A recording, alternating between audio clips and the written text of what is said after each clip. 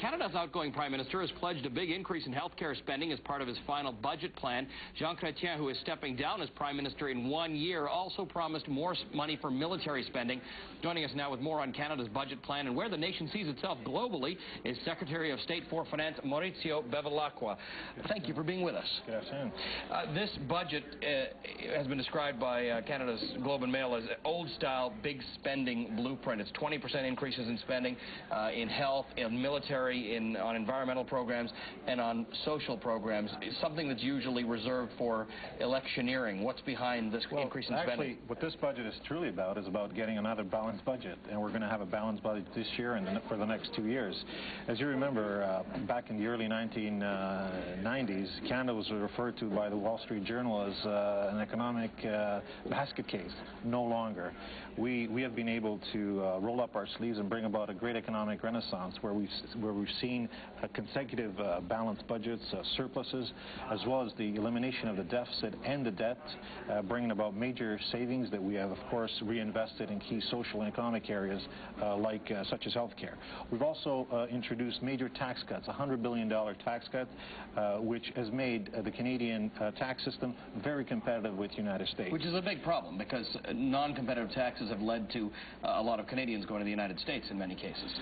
But what's happened here, part of this renaissance has been also job creation. Over 560,000 jobs were created last year alone.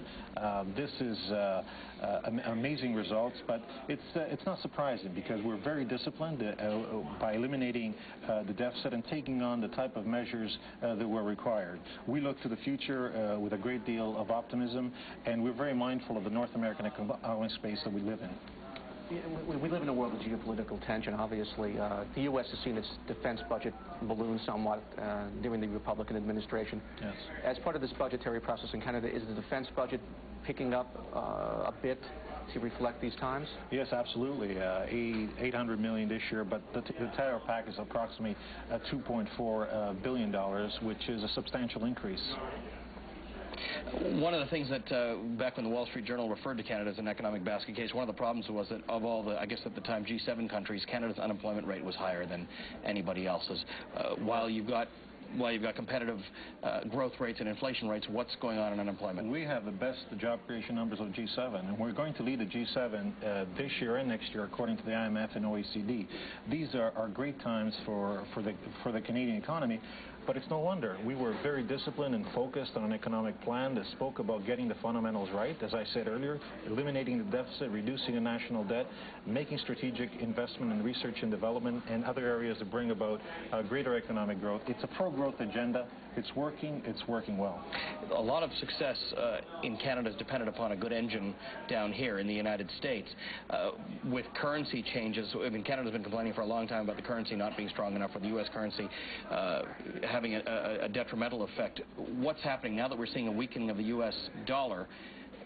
Canada's kind of enjoyed having a weak dollar compared to the U.S. It's been able to sell a lot of goods to the U.S. because of a highly competitive currency. What does a weakening of the U.S. dollar do? Well, we're going to get to go into the Bank of Canada to answer that question, but what I will answer is a question on fiscal policy. And fiscal policy has resulted in great advantages made by the Canadian investment community, and that's the reason why you have this type of growth, over 3% the next two years. You have the disposable income rising at a great rate, and so which essentially means that Canada is a country to watch because it's becoming a northern tiger. What about inflation?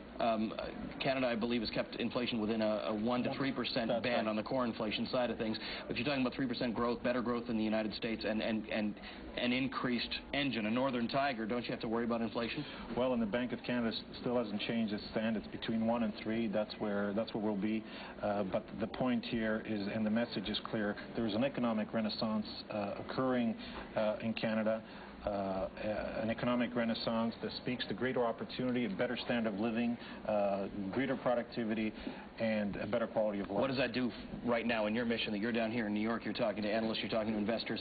Is that compelling to people to want to do business in Canada? Yes, it's important to get that message out.